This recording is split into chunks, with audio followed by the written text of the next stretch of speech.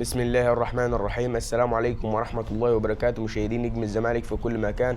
عندنا أخبار وكواليس مهمة جدا جدا من داخل نادي الزمالك اللي تهمنا وتهم حضراتكم. ولكن في البداية لو مش مشترك في القناة فأكيد يسعدنا انضمامك واشتراكك لينا، وعايز نوصل الفيديو ده لأكبر عدد من اللايكات والشير في كل مكان. حلقة مهمة جدا جدا هنتابع فيها آخر التطورات اللي بتحدث داخل نادينا الملكي نادي الزمالك، ويلا بينا على التفاصيل اللي معانا في الفيديو ده. وهبدأ معاك من عند تدريبات نادي الزمالك. خلينا نقول إن بالأمس كانت في محاضرة ما بين يانيك فرير المدير الفني لنادي الزمالك واللاعبين، وطلبهم فيها بالتركيز وشرح لهم بعض التكتكس اللي هتتعمل في مباراة المقاولون العرب. الزمالك بيواصل الاستعداد لمواجهة المقاولون العرب كمان في يوم الجمعة القادمة تمام الساعة 9 مساء. الراجل شرح للاعيبة في الجلسة دي بعض الفكر الفنية والخططية داخل أرضية الملعب اللي هيتم تطبيقها في مباراة المقاولون العرب. وخلينا اقول لك ان الراجل شغال في التدريبات الجماعيه من اول ما جه لحد دلوقتي، انه يشرب اللاعيبه التكتكس بتاعته عشان يعرف كل خبايا الفريق ويستقر على نقاط القوه والضعف في الفريق، واللاعب اللي ناقصه حاجه او اللاعب اللي عنده نقص في احد المهام في ارضيه الملعب، الراجل يشتغل هو وجهازه المعاون عشان يحسنوا المهاره دي من عند اللاعب. فده بالنسبه لتدريبات نادي الزمالك. هروح بيك برضو لمشكله كبيره حاليا في نادي الزمالك، وهي مشكلة كونراد ميشيلاك ومستحقات كونراد ميشيلاك المتأخرة. مجلس إدارة نادي الزمالك بعد كانت في مفاوضات كبيرة مع وكيل اللاعب، ولكنها باءت بالفشل بعد ما مجلس الإدارة فشل إنه يحل أزمة كونراد ميشيلاك بشكل ودي مع وكيل اللاعب. مجلس إدارة الزمالك كلف جون إدوارد المدير الرياضي بحل أزمة كونراد ميشيلاك. طبعا خلينا أقول لك كمان إن كونراد ميشيلاك كان متقدم بشكوى في الاتحاد الدولي لكرة القدم فيفا ضد نادي الزمالك من الانتقالات الماضية، وبالتالي دي أزمة كبيرة فأنت لازم تحلها في الوقت الحالي عشان ما يكونش عليك مشاكل ولا يكون عليك إيقاف قيد وغيره من العقوبات الكروية الضخمة على نادي الزمالك خلال الآونة الأخيرة. شفناها بتحصل في أكتر من فترة في الموسم الكروي. فأتمنى جون إدوارد يعني يوفق عشان يقدر يخلص المشكلة دي بكل سهولة. الراجل بالفعل توصل لحل مع وكيل اللاعب، هيدفع القسط الأول 300,000 دولار والقسط الثاني هيدفع المبلغ المتبقي كامل بإذن الله. خلينا نتكلم معاك بالنسبة لتجديد أحمد حمدي مع نادي الزمالك.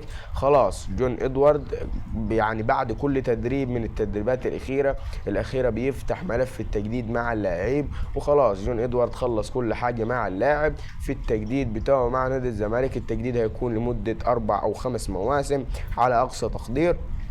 جون ادوارد وصل للرقم اللي اللاعب هياخده، يعني مخلص كل حاجه، الامور الماديه وقيمه العقد والبنود الخاصه والشروط والشرط الجزائي وكل حاجه في العقد الراجل مخلصها مع اللاعب، وهيتم الاعلان عنه او عن تجديده مع نادي الزمالك خلال الايام القليله القادمه باذن الله. كمان خلينا نتكلم معاك برضو بالنسبه لاحمد عبد القادر واللي بيحصل في احمد عبد القادر بعد غلق باب القيد. احمد عبد القادر حاليا بيتعامل مع اداره الاهلي نفس التعامل بتاع حامد حمدان مع اداره بتروجيت. ازاي؟ الراجل حاليا شغال بالضغط على اداره الاهلي لفسخ التعاقد بعد ما عرض عليهم 50 مليون او 30 مليون لفسخ التعاقد والناس رفضوا. الراجل حاليا تخلف عن التدريبات الجماعيه للاهلي 3 ايام يعني متواصله، امبارح واولته واول امبارح كمان. يعني الراجل شغال حاليا انه يشوف عروض خارجيه يسلك بها الموضوع كده يمشي من الاهلي وبعد كده يرجع على نادي الزمالك. فكل التوفيق لاحمد عبد القادر في خطوته القادمه.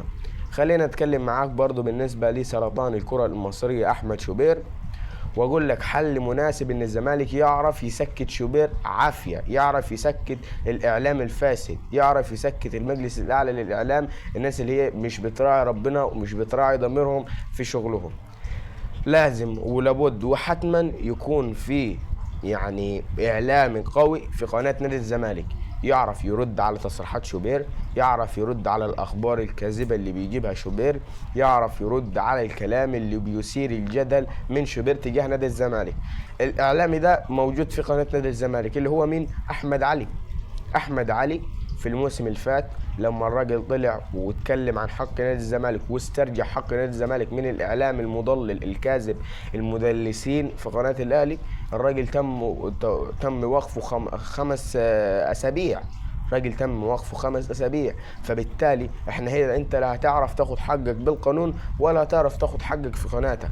فيعني احنا مزنوقين من ناحيتين، ولكن لازم ولابد نادي الزمالك يتصرف في يعني واحد اعلامي مميز قدير بمثابه، يعني مثلا حتى لو رجعوا خالد الغندور للقناه فده هيكون مكسب كبير للزمالك، ان انت تسترجع حقك من الناس اللي هي يعني بتهينك في التراب بمعنى اصح يعني. فكل التوفيق لنادي الزمالك، وحاليا بيتم دراسة إذا كان أحمد علي هيرجع البرنامج الأساسي لنادي الزمالك اللي هو برنامج زملكاوي، أو حتى هيتم الاستعانة بخدمات أحد الإعلام الكبار في المجال. فكل التوفيق لقناة نادي الزمالك فيما هو قادم. شكرا لكم والسلام عليكم ورحمة الله وبركاته.